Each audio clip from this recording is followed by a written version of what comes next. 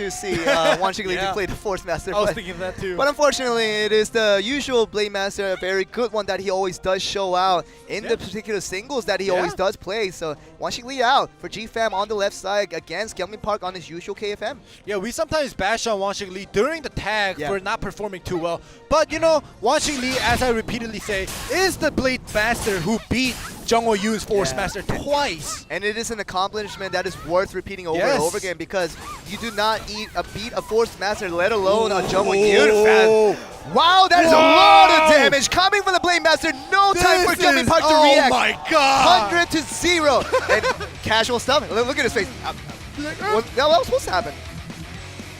Kyungmin Park, he is just...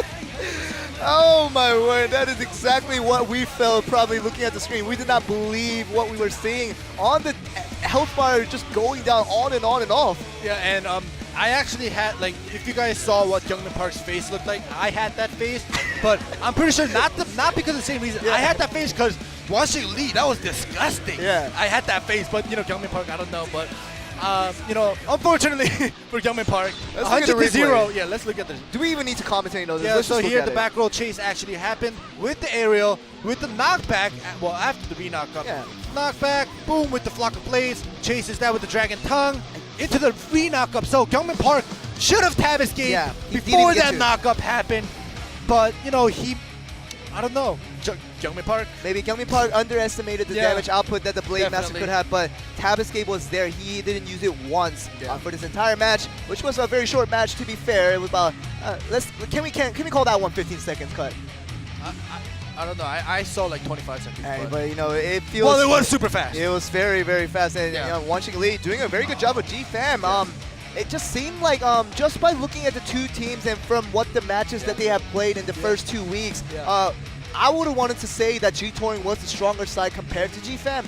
But you know, they want to prove me wrong. That is completely fine. And Suwon Kim is a player that could do it as well. He is a very formidable player, and he's always been the carry for these other two teammates that he has for GFAM. So on the KFM, he will be the one to show that he is a better KFM than what G-Touring can show out. Yeah, and you know, you just explained Suwon Kim. Young-Hoon Che is also a formidable assassin, and we'll have two very well-rounded players going up against each other. And remember, guys, this is best out of 4. First team to reach 3 points will be making it up. So, you know, every single match is very important. And these little points do very much count, and the second one will be underway. Another point will be going to one team, and it will be GFAM versus G-Touring Game 2 coming right up. Let's get it on.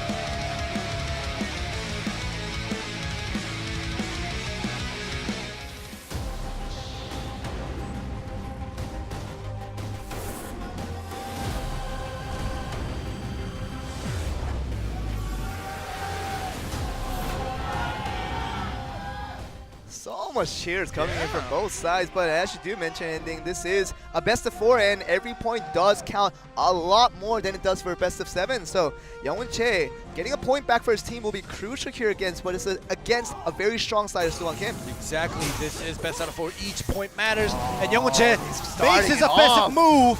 And he's still safe. And he's going with the Ice Mine. Okay. Wow, my goodness. He's going to calculate the time to go for the initial initiate once again once he does get frozen out of that. There we go with the chase with the Ice Mine. High wire cord. He will probably...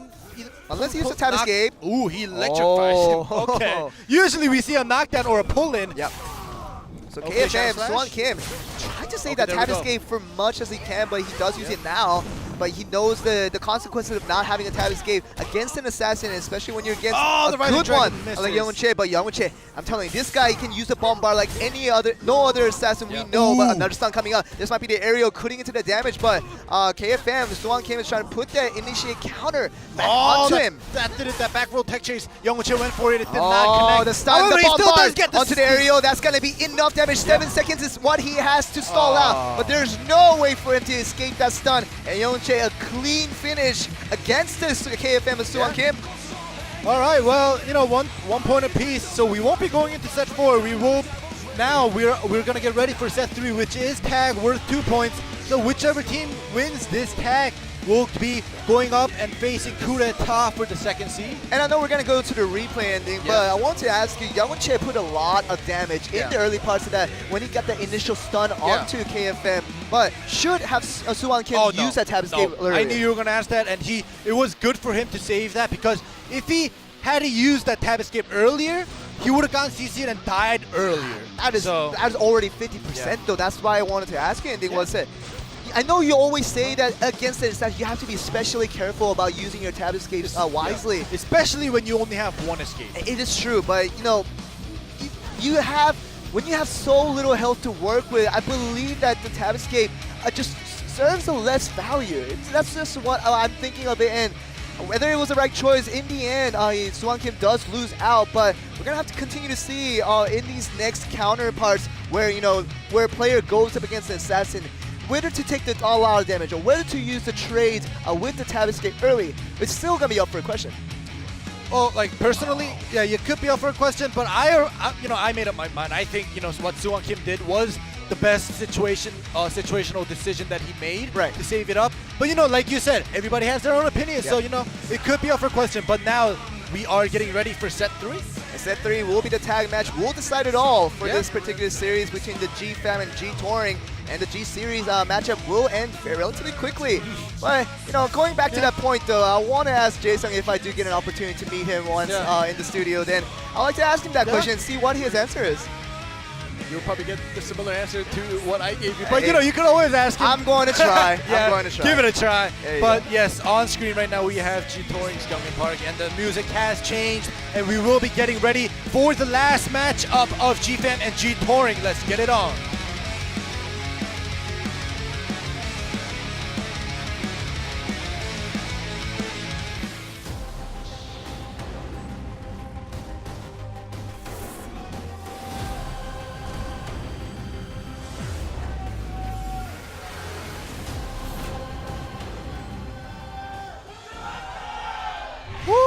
I'm really just enjoying that cheer for both sides. G-Fam and G-Touring, they had a long history, and they've garnered such a fan base on both sides, and it will be just equal matchup for G-Fam and G-Touring, as either team can win it right now just by winning this tag. Yep, and Min Jung-ho is out there poking Young Che with that sunflower right now. Yeah, but Young Che is going to be looking for that bombard onto that damage, but doesn't connect this time around. But he's going to have to get that crucial stun, but it's hard to do so when you get that defensive interfere coming in from G-Fam.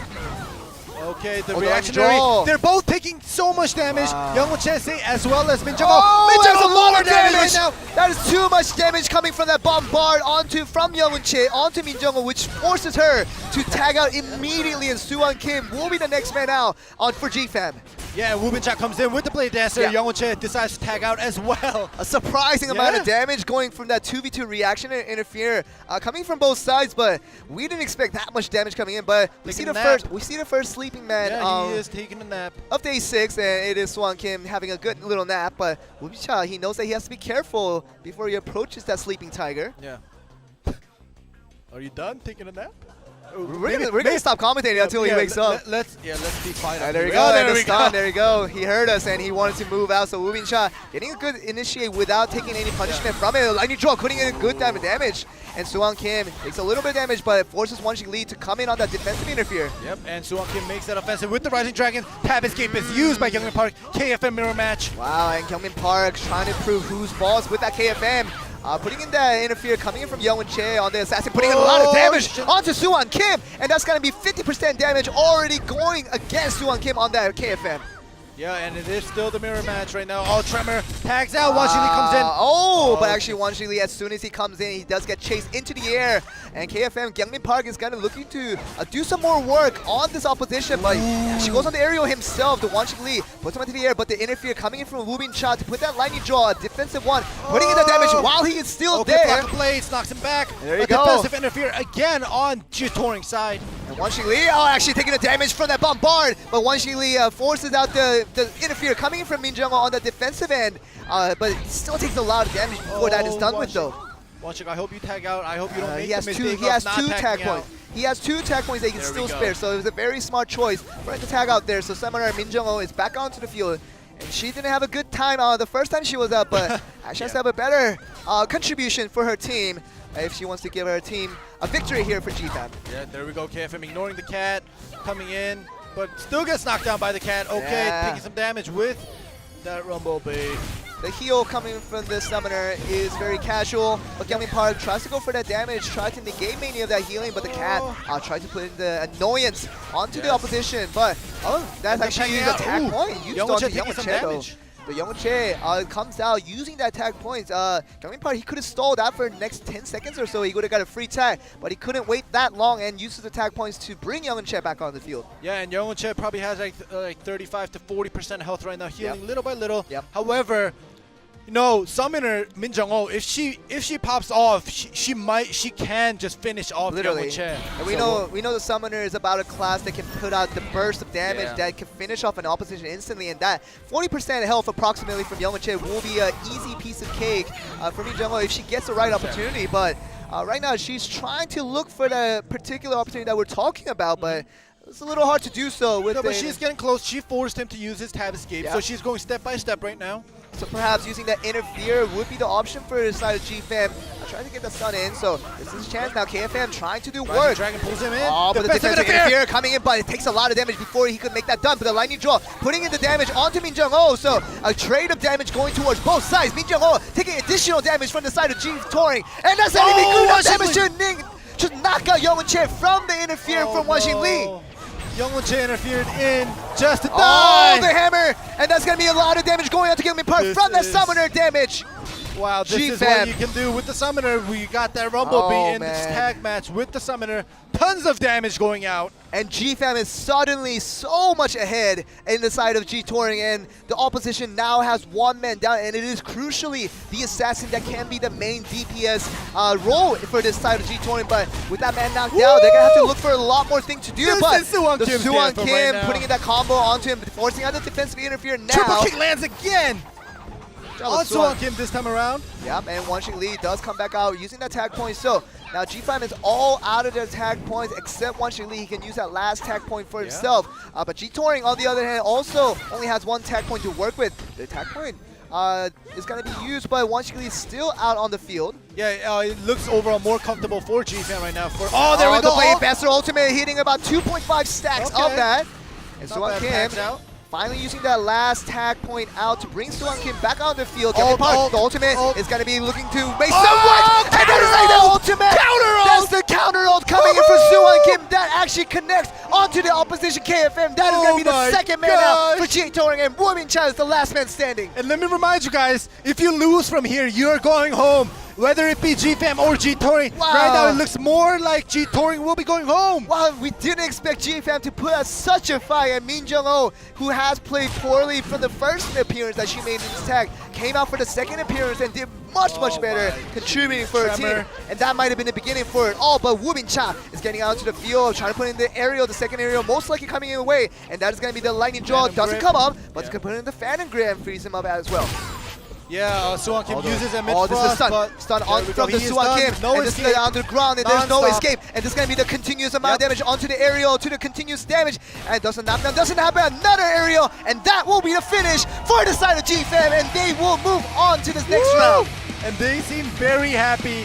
It seems as if they've been practicing, because usually it's either Suwon Kim or Wanxing Lee getting knocked off most of the time during tags because they get greedy. However, this time around, it did not work out for G Touring. And perhaps that's probably the best GFAM has played in a tag match for a very long time. It was probably the most complete, the most mistake-free that GFAM has shown us in a very long time. And it is a very surprising thing. But they definitely deservedly make it up to the next round against their next opposition. Yeah, and I love watching all the teams, but GFAM with this special non-meta composition pick, and them being so aggressive like 90% of the time, it's so fun to watch this team play.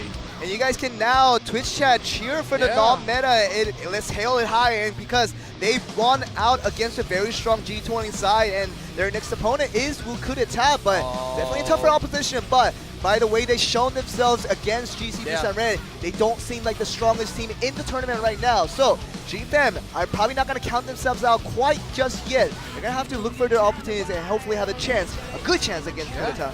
And you know, this match was done and over, but now the next matchup against Coup d'etat versus GFAM, it will be best out of counter. 7. Yeah, that The counter ult counter right now. so that CC and then the amazing. ult was... Oh my goodness. He dodged that, he CC'd him while he was ulting, and then he countered that ult with his ult. Hey, Andy, I know you're not a favoritism towards any player, but I know that you talked to Suwon Kim before the game and Oh, say yeah. and you wanted him to hard carry. He did.